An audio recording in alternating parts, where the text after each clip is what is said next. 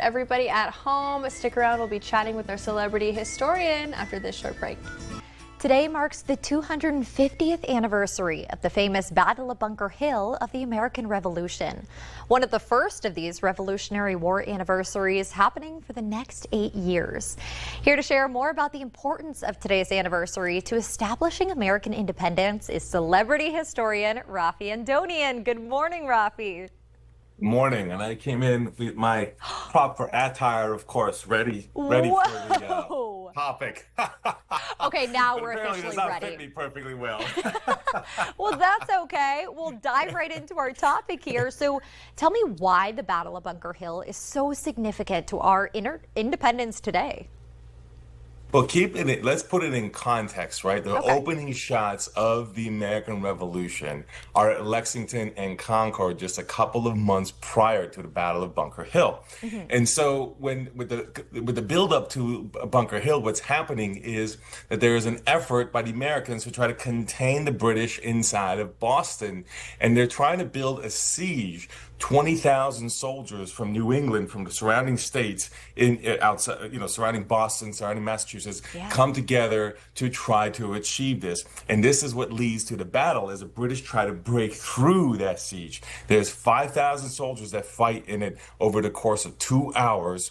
And what happens as a result of that, after 3 tries by the British, they finally do break the American siege. So it is technically a British victory on the tactical sense. But it comes at a big cost because the British have about 2-to-1 casualties. And one of the guys, by the way, that was the casualty on the British side was the guy who ordered the firing at Lexington and Concord just a couple months before. So the Americans kind of got back at them for that, if you will, right? Yeah. But another casualty in that is on the American side, General Warren. And if you look at some of the paintings depicting the Battle of Bunker Hill, what you'll see in one of them is General Warren being martyred, falling on the ground because he was a guy that was offered command of the forces there. And he said, I'm not going to stay back and have command. That's it right there. The painting you're seeing on your screen right there. Look how he looks like a martyr, having fallen. He said, I'm going to go into the battle instead of stay back and command. And he rallied the troops during that third attempt by the British to break the line. And that's when he gets killed and goes on to live in lore. But it becomes a rallying cry because even a century, 2 centuries later, various folks that fought for various American rights, abolitionists and suffragists, would refer to Bunker Hill as the moment and the legacy that they were drawing upon. And so that's why it's so important to us even today. Now, at the time, the result of the Bunker Hill is, look, we lost, but we held our own. And because we held our own, we can continue to fight this thing. And this is the battle that unites the 13 colonies in North America to come together and organize. And that is the seed of the effort for our independence 250 years ago today. Wow, so a lot of inspiration behind this initial battle. Now, I know you were mentioning some of the generals, but where was George Washington during all of this? Not at this battle. Oh. So remember, this is 1775. We haven't technically declared independence yet, as we would in 1776. Next year, which anniversary will be, of course, in 2026. But the Army, for example, draws its origin and anniversary on June 14th. Just a few days ago, of course, we saw a parade over the weekend that was in part for the commemoration of the Army's 250th anniversary.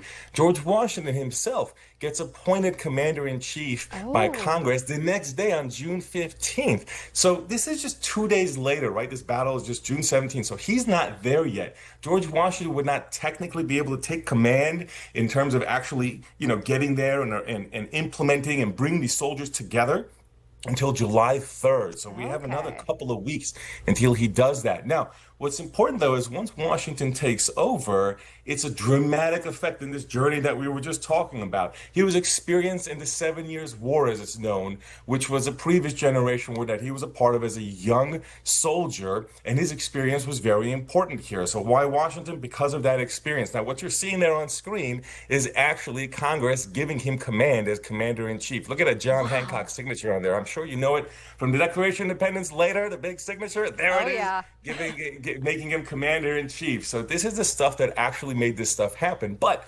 Washington, believe it or not, out of 9 major battles that he led, Bunker Hill not being one of them, won only 3 of those 9 battles. So what's so special about George Washington? Well, he kept soldiers together. For example, as we saw at Bunker Hill, which he was not there, but he kind of duplicated that in other places, meaning that even if we lost, he was able to keep morale together, to keep hope alive, and most importantly, or very importantly, is organize logistics. At this point, the soldiers do not have a protocol for communication, for transportation, for how to be fed. So you could see that this could easily dissipate. Think of, like, I don't know if you've ever gone out with a group of friends and there's 5 or 6 of you, and you have a hard time, figuring out exactly how we're going to get, where we're going to get, and what we're going to do. Oh, yeah. Imagine multiplying that by multiple thousands, right? Now try organizing that. So that's why George Washington had to really insert protocols for.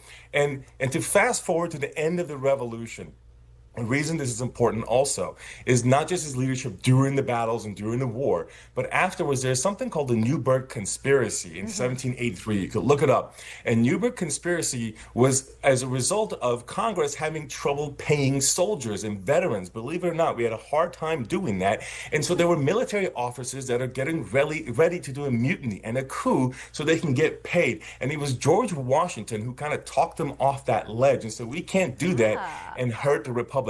And George Washington, of course, himself also surrendered his commission as commander-in-chief. The document you just saw, at the end of the war, he surrendered it. He said, the military needs to be subservient to civilians, subservient to Congress. I'm going to surrender this. And you know what Congress did shortly after that? Disbanded the Continental Army because they thought that having a standing army would lead to finding random wars to get involved in. They said, the purpose is done. We'll disband the army. And we had no standing army for a period of several years as a result of that. Well, we know that's not true anymore, but thank you, Raffi, so much for coming on the show and giving us a little walk through history. I appreciate it. Absolutely. Happy 250th. Yes, sir. Get the hat back on. Well, thank you so much again. And you guys at home, don't go anywhere.